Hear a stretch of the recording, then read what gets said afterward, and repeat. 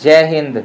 दोस्तों, जैसा कि आप सभी जानते ही हैं कि हमने अपनी लास्ट वीडियो में बताया था कि यह वाला पीसीबी हम आगे एक्सप्लेन करेंगे फुल। तो आज हम शुरुआत करते हैं इसकी एसएमपीएस से। तो आज हम इसमें एसएमपीएस सबसे पहले एक्सप्लेन करेंगे। हालांकि ये बहुत ही ज़्यादा कॉमन यूज होने वाली आईसी है TYN278 और इसके अंदर इस पीसीबी में दो स्पेशल फंक्शन इसके यूज कर रखे हैं। तो वो आज हम देखेंगे कि वो कैसे यूज कर रखे हैं और कौन से दो स्पेशल फंक्शन है। ज़्यादातर तो ऐसा होता है कि सिंपल एसएमपीएस ये बनाई होती है, ऑक्सिलरी वाइंडिंग की भी इसमें ज़रूरत नहीं होती है, लेकिन इसमें ऑक्सिलरी वाइंडिंग को भी यूज किया है और साथ में इसमें ब्राउन आउट भी यूज किया है। तो आज की वीडियो में साथियों हम यह भी बताएंगे कि जो हम छोटी वाली ड्राइव गिफ्ट करने वाले हैं अपने सब्सक्राइबर्स को और कमेंट करने वाले अपने साथियों को, वह किसे मिलने वाली है। उन कमेंट को हम आज दिखाते हैं कि वह ड्राइव किसे मिलेगी। तो हम इस लिस्ट को बिल्कुल स्लो स्क्रॉल करेंगे तो आप देख सकते हैं कि ये किस किस के नाम है, कमेंट है, जिसमें से किसी को स्मॉल ड्राइव गिफ्ट मिलने वाली है। तो आप देख सकते हैं यह सारे कमेंट हैं, इन्हीं में से किसी एक को यह स्मॉल वाली ड्राइव गिफ्ट मिलने वाली है। तो आप सोचेंगे साथियों ये कमेंट कम क्यों लिए हैं, कमेंट तो ज़्यादा होने चाहिए। तो यह कमेंट हमने वो लिए हैं जिन्होंने हमें सब्सक्राइब भी कर रखा है और कमेंट भी करते हैं। अगर हाँ, ऐसा हो सकता है कि अगर उन्होंने अपने सब्सक्राइबर हाइड कर रखे हो तो फिर हम भी नहीं देख पाएंगे, कोई और भी नहीं देख पाएगा कि उन्होंने हमारा चैनल सब्सक्राइब कर रखा है या नहीं है। तो जो हाइड रखते हैं चीज़ें उनके लिए तो नहीं है, वो तो हमें पता ही नहीं किसने कर रखा है किसने नहीं कर रखा है। तो एक और ज़रूरी बात है साथियों, हम 1 अगस्त से यानी 1 तारीख अगस्त के महीने से अपनी क्लासें चालू कर रहे हैं, जिसमें हम इन्वर्टर एसी और ई रिक्शा वगैरह की भी क्लासें देंगे। जिन भाइयों को वह क्लासें लेनी है वह रजिस्ट्रेशन कर सकते हैं, कॉल कर सकते हैं हमारे नंबर्स पर और अपने लिए सीट बुक कर सकते हैं। आपको जो डिस्क्रिप्शन में नंबर दिए जाएंगे उन पर आप कॉल कर सकते हैं और अपनी सीट बुक कर सकते हैं, सीट कंफर्म कर सकते हैं। बाद में सीट नहीं बचती हैं तो पहले आए पहले पाएँ जैसा सिस्टम है। तो जिन भाइयों को हमारा स्टूडेंट बनना है और हमारी क्लासेस लेनी है वो जल्दी से आओ और अपने एडमिशन करवा लो। अगस्त 1 से हम क्लासें चालू करेंगे। इस एसएमपीएस में TNY 278 आईसी लगी हुई है, जो बहुत ही ज़्यादा कॉमन यूज की जाती है, बहुत ज़्यादा कॉमन यूज होने वाली आईसी है। और यहाँ पर आप देखेंगे कि इसमें अलग से यह 3 रेजिस्टेंस ऐड की हुई है, यह वाली 3 रेजिस्टेंस जो इसकी अंडर वोल्टेज और एनेबल पिन पर लगी होंगी। तो हम देखते हैं बीप मोड पर चेक करते हैं। तो आप देख सकते हैं यहाँ से यहाँ पर बीप सुनाई दे रही है, ये आप देख सकते हैं मल्टीमीटर में भी।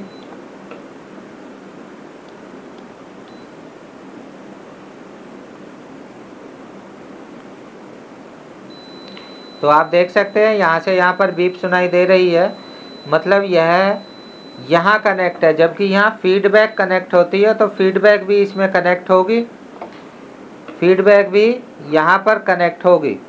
तो सबसे पहले हम यहीं से बात करेंगे। ये आप देख सकते हैं फीडबैक भी यहाँ पर कनेक्ट है और यह पिन यहाँ भी कनेक्ट है। तो फीडबैक भी मतलब इसी पिन की यूज की गई है। और यह 3 रेजिस्टेंस, जैसा कि आप देख सकते हैं यह 3 रेजिस्टेंस ऐड की गई है 320 वोल्ट से। तो यहाँ से आप देखेंगे कि जहाँ 320-30 वोल्टेज आते हैं, यहाँ से ये वोल्टेज, यह रेजिस्टेंस ऐड की गई है। हम चेक करते हैं क्या यहीं से ऐड है। और अगर हम यहाँ पर चेक करेंगे तो आप देख सकते हैं बीप सुनाई दे रही है, यह यहाँ कनेक्ट है। मीटर में भी आप देख सकते हैं यह कनेक्ट है। और साथ ही इसमें आप देखेंगे कि यहाँ पर ऑक्सिलरी वाइंडिंग है। ऑक्सिलरी वाइंडिंग में एक डायोड तो लगा होता है, लेकिन यहाँ पर 2 डायोड लगे हुए दिखाई दे रहे हैं। यह डायोड मल्टी फंक्शन पिन के साथ कनेक्ट है, bypass and multi function pin है, इसके साथ यह कनेक्ट है डायोड 20 ओम की रेजिस्टेंस के साथ। और इस तरफ से आप देखेंगे तो यह फिर इसकी ऑक्सिलरी वाइंडिंग की वोल्टेज के साथ कनेक्ट है। तो ये दोनों चीज़ों के बारे में बताएंगे। यह तो इतनी ज़रूरी है नहीं, लेकिन फिर भी इसमें बनाई है तो हम आपको बताते हैं ये क्यों है। इसके लिए हम यहाँ पर एक पेपर लेते हैं और यहाँ पर आपको समझाते हैं कि एक तो यह आप मान लें आईसी है,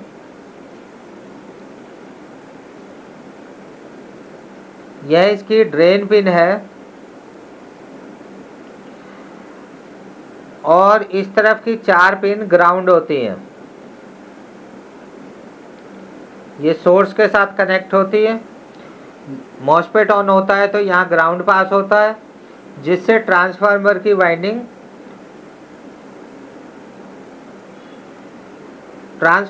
वाइंडिंग में करंट फ्लो होता है, जिससे मैग्नेटिक फील्ड जनरेट होती है और सेकेंडरी की तरफ वोल्टेज जनरेट होते हैं।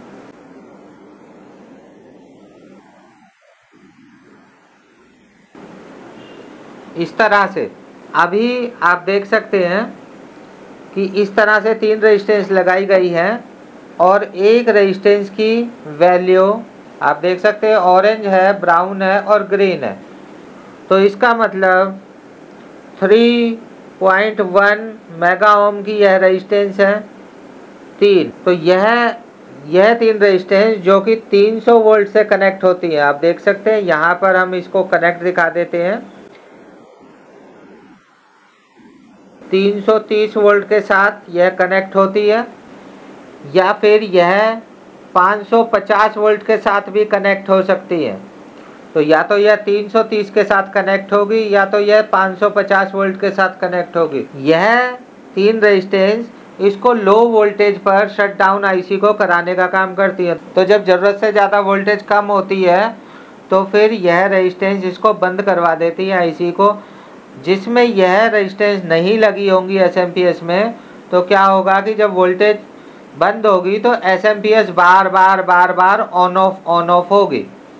तो बार बार ऑन ऑफ एसएमपीएस ना हो उसके लिए ये 3 रेजिस्टेंस लगी होती हैं। इस पिन का करंट होता है साथियों 25 माइक्रो एम्पियर। 25 माइक्रो एम्पियर के रिस्पेक्ट में यह रेजिस्टेंस लगी होती हैं। तो हम देखते हैं कि कितने वोल्टेज को यहाँ अंडर वोल्टेज माना जाता है जितने वोल्टेज से यह रेजिस्टेंस लगी हुई है। तो यह रेजिस्टेंस टोटल हो गई 9.3 मेगा ओम।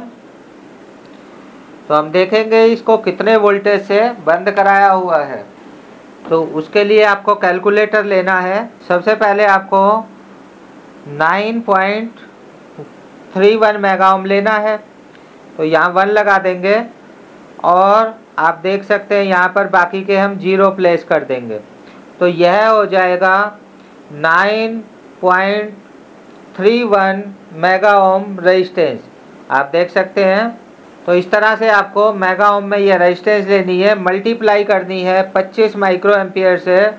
तो हम यहाँ मल्टीप्लाई करेंगे 0.040 हम यहाँ पर लगा देंगे। उसके बाद हम लगा देंगे 25। तो आप देखेंगे यहाँ पर 232 वोल्टेज आ चुका है। तो इसका मतलब यह एसएमपीएस जब 232 वोल्ट से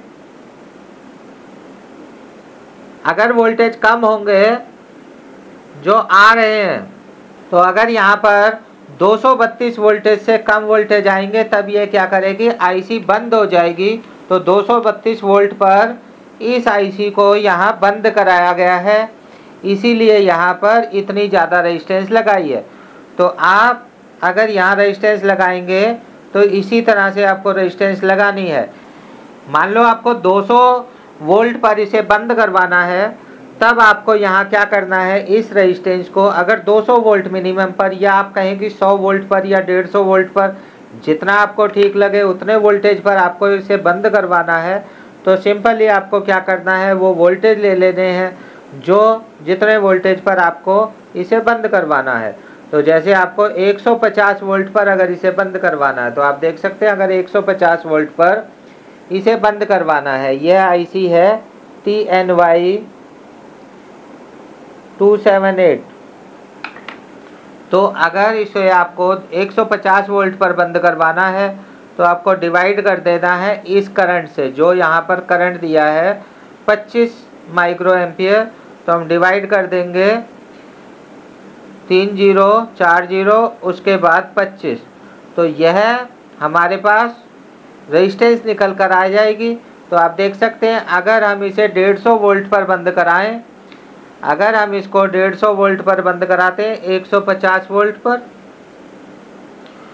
तो हमारी रेजिस्टेंस कितनी लगेगी, यहाँ पर जो रेजिस्टेंस निकल कर आई है 60 यहाँ पर लगे हुए हैं, आगे 6 है, इसका मतलब 6 मेगा ओम की रेजिस्टेंस लगेगी। तो उसी तरह से अगर आप 100 वोल्ट का पता लगाना चाहते हैं, 100 वोल्ट पर अगर हम इसे बंद कराएंगे तो कितनी रेजिस्टेंस लगेगी, तो फिर आपको सिंपल इसको डिवाइड कर देना है। यहाँ पर आप देख सकते हैं माइक्रो एम्पियर्स, और माइक्रो एम्पियर हैं 25 माइक्रो एम्पियर 0.000, यहाँ माइक्रो पर पहुँच जाते हैं और 25, तो आप देख सकते हैं 4 मेगा ओम की रेजिस्टेंस लगेगी अगर आप इसे 100 वोल्ट पर बंद कराना चाहते हैं। तो इस तरह से साथियों यह लो वोल्टेज पर आईसी बंद होती है, और अगर यह रेजिस्टेंस लगी होगी 300 वोल्ट से कनेक्ट होगी तो आईसी बार बार जो ऐसे ऑन ऑफ होती है वैसे नहीं होगी। नहीं तो क्या होता है, जब आउटडोर के कैपेसिटर डिस्चार्ज होते हैं तो एसएमपीएस बार ऑन ऑफ होती है, तो वैसा नहीं होगा। तो इस तरह से आप रेजिस्टेंस का पता लगा सकते हैं कि कितनी रेजिस्टेंस यहाँ पर आपको लगानी है। अपने हिसाब से आप लगा सकते हैं कि कितने वोल्टेज पर आपको सप्लाई को बंद कराना है। आउटपुट में, इसकी आउटपुट में 2 वाइंडिंग है साथियों, यहाँ से आप देख सकते हैं कि यहाँ 2 डायोड लगे हुए हैं, तो 2 वाइंडिंग इसकी आउटपुट में है। TL431 15 वोल्ट से लगा हुआ है, तो एक वाइंडिंग यहाँ पर 15 वोल्ट के लिए है और दूसरी वाइंडिंग 12 वोल्ट के लिए होगी या फिर 8 वोल्ट के लिए होगी। एक ऑक्सिलरी वाइंडिंग का भी यूज किया है, आप देख सकते हैं यहाँ पर एक ऑक्सिलरी वाइंडिंग का यूज किया है, और यहाँ आप देख सकते हैं कि एक डायोड लगा करके बाईपास और मल्टी फंक्शन पिन पर दिया है। तो यह जो इसकी पिन है, जनरली यहाँ पर एक कैपेसिटर लगाने की ज़रूरत होती है 100 माइक्रोफैराड का, तो हम इसे यहाँ समझ लेते हैं। अब ये आप समझ गए हैं, हम इसे यहाँ पर समझते हैं कि यहाँ पर ट्रांसफार्मर में यह प्राइमरी वाइंडिंग है जो 320 वोल्ट के साथ कनेक्ट होती है, और यहाँ पर ड्रेन के साथ कनेक्ट होती है, ड्रेन के साथ। इसमें एक और ऑक्सिलरी वाइंडिंग है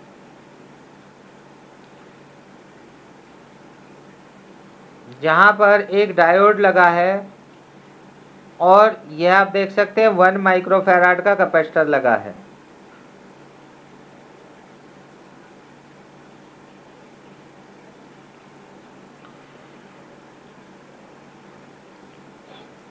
और इसके बाद जो आईसी की पिन है, यहाँ पर आप देखेंगे यह आईसी की पिन है, यह ड्रेन पिन है, इसे यहाँ कनेक्ट कर देंगे। और फीडबैक हमने आपको समझा दी, फीडबैक कहाँ कहाँ कनेक्ट है। फीडबैक में एक कपलर का कनेक्शन है और दूसरा यह रेजिस्टेंस का कनेक्शन है। और यहाँ पर देखेंगे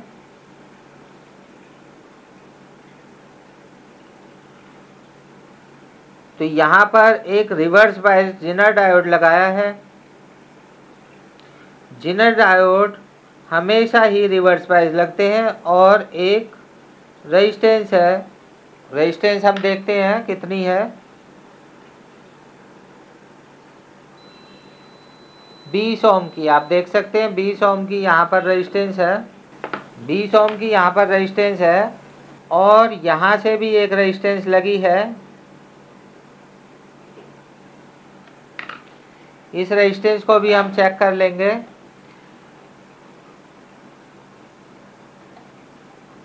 9.8 मतलब 10 किलो ओम की यह रेजिस्टेंस है।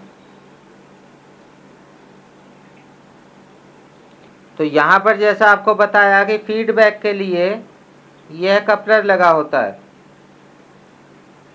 1 नंबर पिन इसकी यहाँ होती है। तो अगर यह फीडबैक, अच्छा सॉरी, यह इस पिन में कनेक्ट नहीं है, यह इस पिन में कनेक्ट है, तो यहाँ कनेक्ट नहीं है, यहाँ कनेक्ट है, और यहाँ पर एक पीएफ कनेक्ट होता है,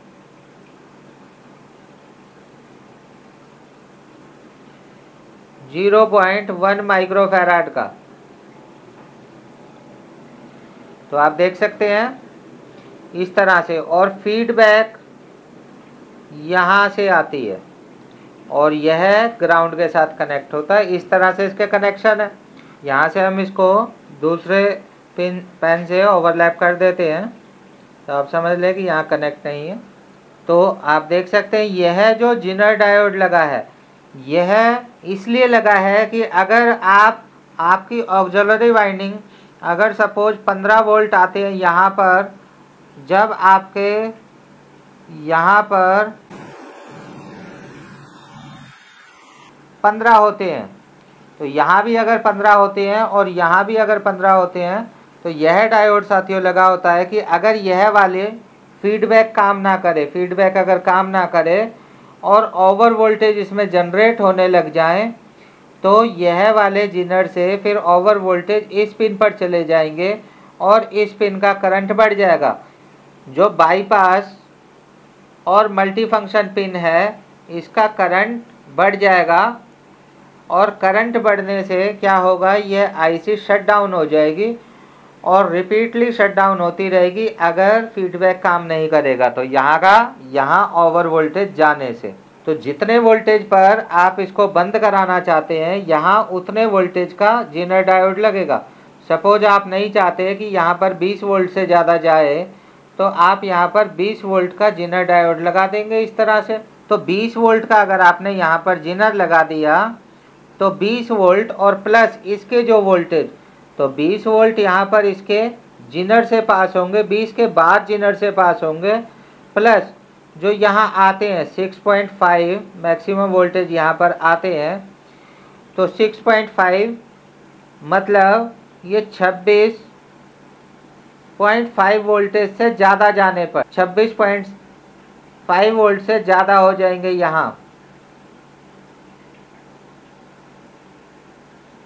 तो यहाँ के जो VCC होंगे वो जब 26 वोल्ट से ज़्यादा अगर चले जाएंगे, तब यह आईसी शट डाउन होगी। तो अपने हिसाब से इस वाले जिनर डायोड को ऊपर नीचे किया जा सकता है कि कितने वोल्टेज पर हमें बंद करवानी है।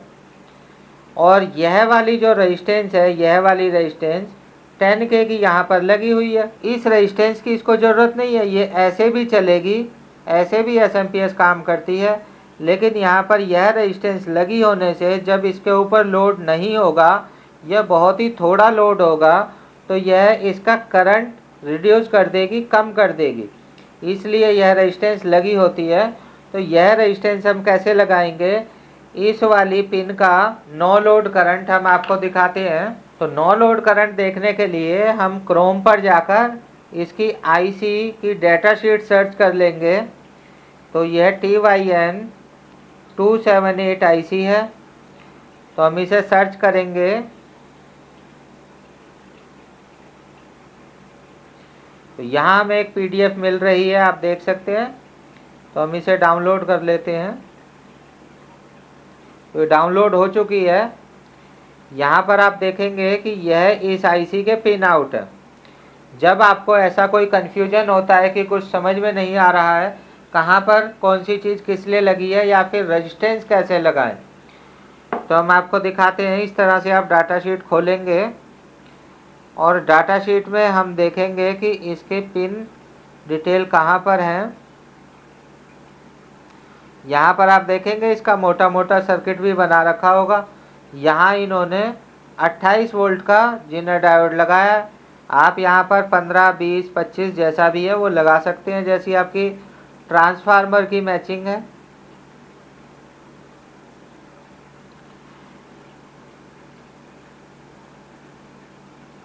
यहाँ पर आप देखेंगे तो हम यहाँ पर आ गए हैं,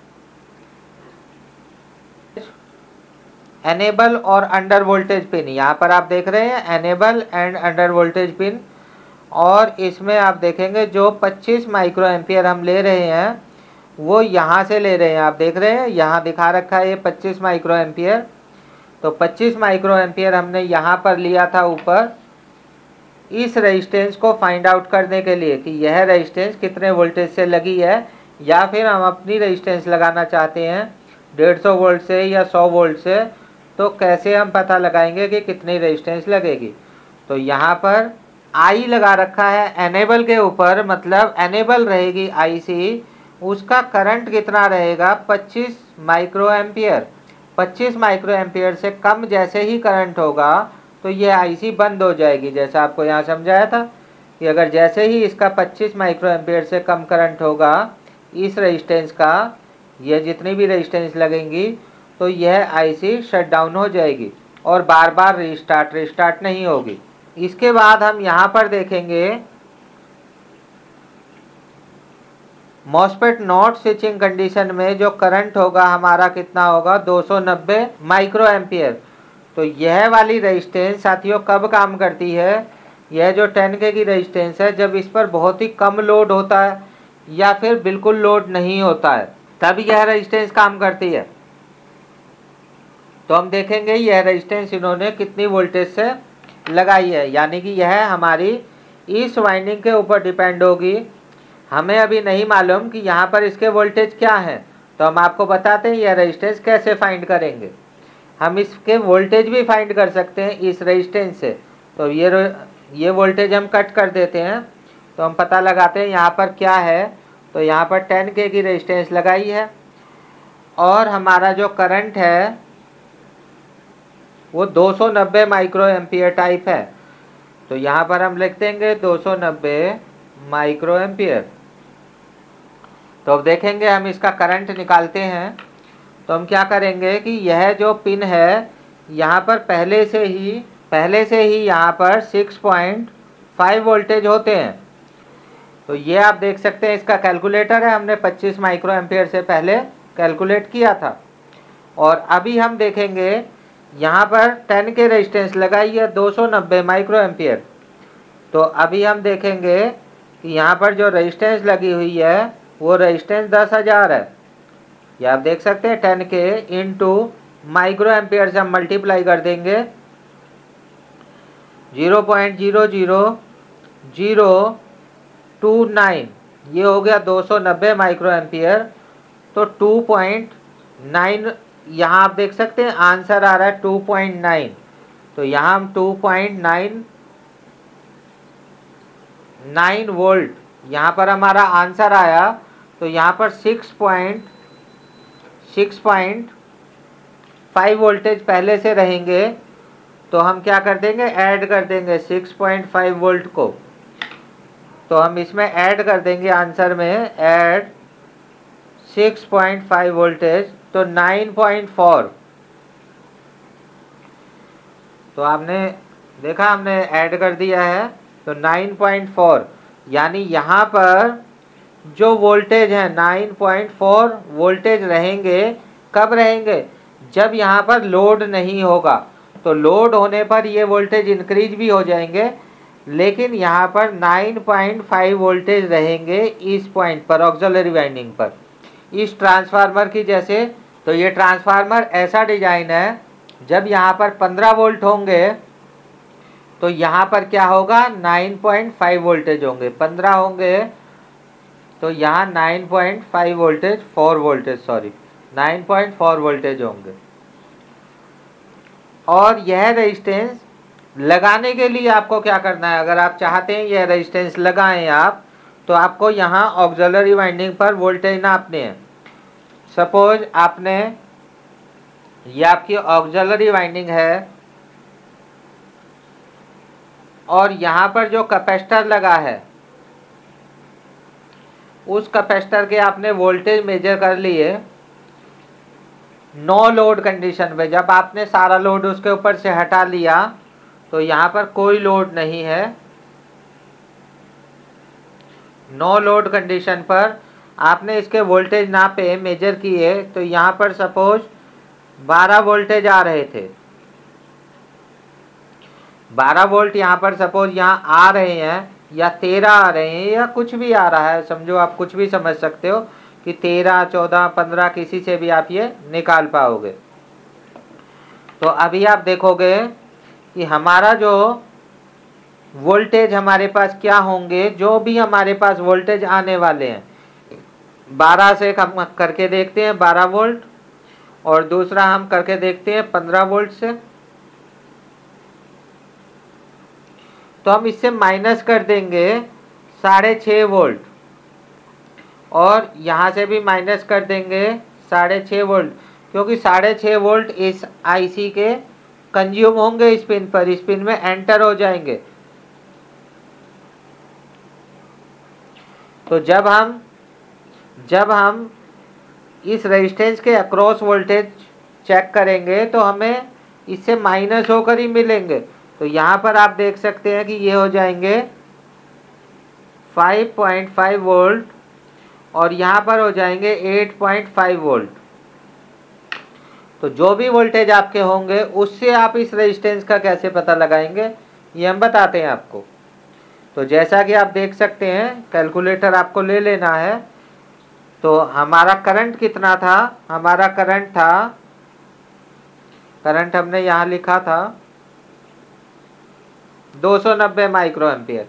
करंट कितना है, 290 माइक्रो एम्पियर इस पिन का नो लोड करंट। तो अभी हम डाटा शीट में देखेंगे कि लोडेड करंट भी है, ये नो लोड करंट रहेगा। तो यहाँ पर क्या होगा कि अगर हम 12 वोल्ट लेंगे, तो हम 12 वोल्ट अगर हमारी ऑक्सिलरी वाइंडिंग में आती है, तो 12 माइनस हम 6.5 कर देंगे, तो हमारे पास 5.5 आ जाएगा। 5.5 आने के बाद हम इसे डिवाइड कर देंगे इस करंट से, जो हमारे पास करंट है, इस करंट से हम इसको डिवाइड कर देंगे। तो करंट कितना है हमारे पास, 0.000, अभी ये मिली आया है, तो इसके बाद माइक्रो आता है, तो हम 290 डाल देंगे, 290। तो आप देख सकते हैं कि यहाँ पर जो रेजिस्टेंस अगर हमारे पास 12 वोल्ट होंगे, तो यहाँ पर नो लोड अगर 12 वोल्ट होंगे, तो यहाँ पर जो रेजिस्टेंस लगेगी 19 के, यानी 18.965 किलो ओम लगेगी। तो यहाँ पर जो रेजिस्टेंस लगेगी 18.965, यानी कि हम यहाँ पर 20 के की रेजिस्टेंस लगा सकते हैं, 20 के लगा देंगे तो हो जाएगा। इसी तरह से अगर हमारे पास 15 वोल्ट आते हैं, नो लोड 15 वोल्ट आने बहुत ज़्यादा मुश्किल हैं, लेकिन किसी किसी केस में आ सकते हैं, तब यहाँ कितनी रेजिस्टेंस लगाएंगे। तो 15 से भी देख लेते हैं, 15 माइनस 6.5, तो 8.5 बचेगा। तो 8.5 से हम देख लेंगे 8.5 डिवाइड बाई यह करंट। तो यह करंट कितना है, माइक्रो एम्पियर 290 है। तो आप देख सकते हैं यहाँ पर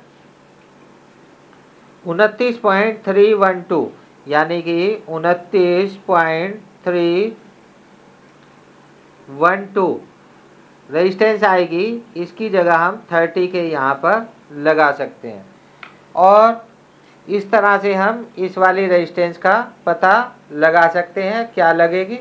तो इसका अगला सेक्शन है जहाँ 2 डायोड लगे हैं, ये आप देख सकते हैं, ये 2 डायोड लगे हैं और एक TL431 लगा है। तो इसका मतलब इसमें 2 वाइंडिंग है। आप यहाँ देख सकते हैं कि बीच में यहाँ ग्राउंड है, ये कॉमन है। एक वाइंडिंग यह है जो यहाँ आ रही है, और दूसरी वाइंडिंग यह है जो यहाँ आ रही है। तो यहाँ पर जो आ रही है वो रेगुलेटर पर जा रही है, और यहाँ पर आप देख सकते हैं ये 15 वोल्ट लिखा हुआ है, और 15 वोल्ट से ही इसकी फीडबैक बनी हुई है। तो इसमें अभी हमने आपको प्राइमरी साइड समझा दी है, सेकेंडरी साइड इसमें 2 वाइंडिंग है इस तरह से, और बीच में ग्राउंड है। यहाँ पर एक वाइंडिंग है, कैपेसिटर लगा है, और यहाँ पर एक डायोड लगकर कैपेसिटर लगा है। यह वाला जो डायोड है ये 78.5 वोल्टेज रेगुलेटर पर जा रहा है इस तरह से। बीच वाली पिन इसकी ग्राउंड होती है और यहाँ 5 वोल्ट आउट होती है जो माइक्रो कंट्रोलर को चलाने के लिए जाएंगे। और यहाँ पर 15 वोल्ट आ रहे हैं और यहीं से फीडबैक दे रखा है। अब हम आपको बताएंगे इसका फीडबैक का सर्किट कैसा है और वह कैसे काम करता है। यहाँ पर आप देख पा रहे हैं एक 10K की रेजिस्टेंस लगी है। 10K जो सबसे पहले वाली 103 है, यह 10K की रेजिस्टेंस है। उसके बाद एक 5K की रेजिस्टेंस लगी हुई है 5K, और उसके बाद एक 51K की रेजिस्टेंस लगी है 51K, और यहाँ पर हम नोट कर रहे हैं। और उसके बाद यहाँ पर एक 220 ओम की रेजिस्टेंस लगी है 220 ओम, तो ये हमने नोट कर ली है। तो अभी आपने साथियों देखा कि यहाँ पर हमारे पास ये 4 रेजिस्टेंस लगी हैं 10K, 5K, 220 ओम। और फीडबैक के लिए यहाँ एक TL431 लगा है जिसकी हम 3 पिनें ऐसे करके दिखा देते हैं। डीप वाला लगा है वह, ये आप देख सकते हैं यहाँ पर लगा हुआ है यह, और ये रेजिस्टेंस है जो यहाँ लगी हुई है। और TL431 का काम क्या होता है कि ओवरफ्लो नहीं होने देना वोल्टेज को। जैसे वोल्टेज ओवर होने लगे तो उसे वहीं पर ही बंद कर देना, स्टॉप कर देना। तो यह आप देख सकते हैं जो 220 ओम है वो यहाँ लगी होगी और यह कनेक्ट हो जाएगी 15 वोल्ट के साथ। यह 15 वोल्ट के साथ कनेक्ट हो जाएगी। यहाँ लगेगी 220 ओम, और आप देख सकते हैं इसमें TL431 में एक पिन आउट होती है, एक रेफरेंस होती है, एक ग्राउंड होती है। तो यह वाली पिन इसकी आउट पिन है। तो यह इस LED को, यानी यहाँ कपलर के अंदर क्या होता है, कपलर के अंदर एक LED लगी होती है जो करंट फ्लो करने पर लाइट जनरेट करती है, और यहाँ से फोटो ट्रांजिस्टर ऑपरेट होता है। फोटो ट्रांजिस्टर ऑपरेट होता है, कनेक्ट हो जाता है, सैचुरेट हो जाता है। यहाँ से यह दोनों पिनें मिल जाती हैं आपस में जब यह LED ग्लो करती है। तो आप देखेंगे कि हमारे पास यहाँ जो रेजिस्टेंस है वह रेजिस्टेंस रेफरेंस पिन पर लगी होती है, और यह जो 5K की रेजिस्टेंस है ये इस तरह से यहाँ पर लगी होती है। ये 100K PF होता है,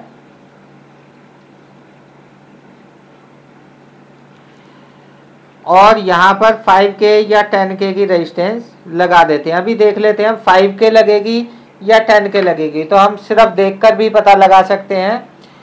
और जैसा हमें पता है कि यह जो फीडबैक है 15 वोल्ट से आ रही है, तो हम देखेंगे कि हमारे पास यहाँ जो हमें ज़रूरत पड़ती है TL431 पर रेफरेंस वोल्टेज की, वो होती है 2.5 वोल्ट। 2.5 वोल्ट हमें यहाँ चाहिए होती है। तो हम यहाँ की और यहाँ की रेजिस्टेंस पता लगाएंगे। ये तो 220 लगेगी, इन तीनों में से यहाँ ये नहीं हो सकती कोई भी वैल्यू। अगर इन तीनों में से कोई वैल्यू लगी होगी तो LED नहीं चलेगी। 51K लगा दी या 5K लगा दी यहाँ, या 10K यहाँ लगा दी, तो यह काम ही नहीं करेगा कपलर। इसलिए यहाँ तो 220 ओम ही लगेगी।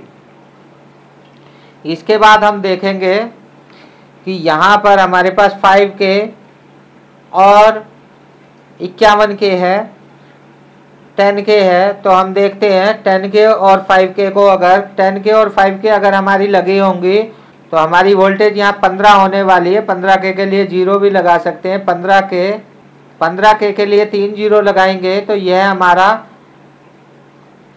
करंट निकल जाएगा, और करंट निकालने के बाद हम क्या करेंगे, इसको मल्टीप्लाई कर देंगे 5K से। तो यहाँ पर हम 5K से अगर इसको मल्टीप्लाई कर दें तो 5 वोल्ट हो जाती है, जो हमें नहीं चाहिए। अगर हम ये देखेंगे तो हम 10K के साथ अगर 51K देखेंगे तब क्या होगा, तो 10K के साथ हम 51K को ऐड कर देंगे तो हमारा आंसर आएगा 61।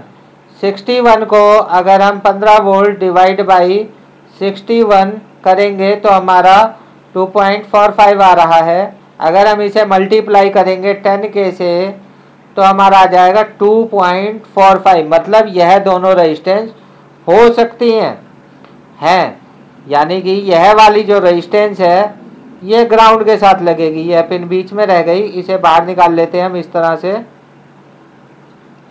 तो यह हमारी ग्राउंड पिन है और इसके साथ लगेगी एक पिन, एक रेजिस्टेंस यहाँ डिवाइडर क्रिएट करने के लिए और एक रेजिस्टेंस यहाँ। ये हमारी वैल्यू आई थी। अगर एग्जैक्ट हम पता लगाना चाहें कि हमारी यहाँ पर अब कितनी वैल्यू लगेगी, कितनी वोल्टेज मिलेगी, तो हम क्या करेंगे, यहाँ पर 10K लिख देते हैं, यहाँ 10K और यहाँ 51K। तो ये दोनों रेजिस्टेंस लगी हुई है, तो यहाँ पर हमारी 5K ही लगेगी। इसका मतलब यहाँ पर 5K आ जाएगी बची हुई। तो इस तरह से हम पता लगा सकते हैं कि कौन सी रेजिस्टेंस हमारे यहाँ पर लगेंगी। तो अभी हम अगर देखना चाहें कि एग्जैक्ट वोल्टेज यहाँ क्या होगी, तो हम क्या करेंगे, यह वाली रेजिस्टेंस लेंगे और सबसे पहले हम लेंगे 2.5 वोल्ट। आप देख सकते हैं 2.5 लेंगे, या फिर हम और करेक्ट करने के लिए लेंगे 2.49 वोल्ट, और हम इसे डिवाइड कर देंगे रेजिस्टेंस जो लगी है 10K के साथ। 10K